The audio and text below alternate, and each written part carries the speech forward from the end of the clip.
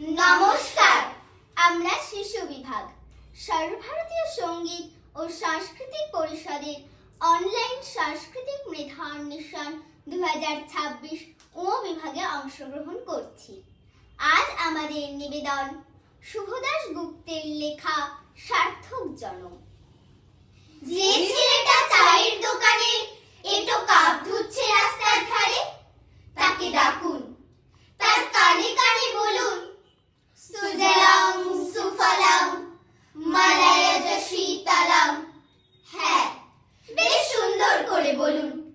যে মেয়েটা চাকরির নাম করে বনগাঁও কিংবা চাকদা থেকে রোজ সকালে ট্রেনে সেজে গুজে শহরে আসছে শরীর বেচে চাল ডাল নুন কিনতে, তাকে ডাকুন, তার কানে কানে সুরেলা কণ্ঠে বলুন, সার্থক জনম আমার, জন্মেছি এই দেশে।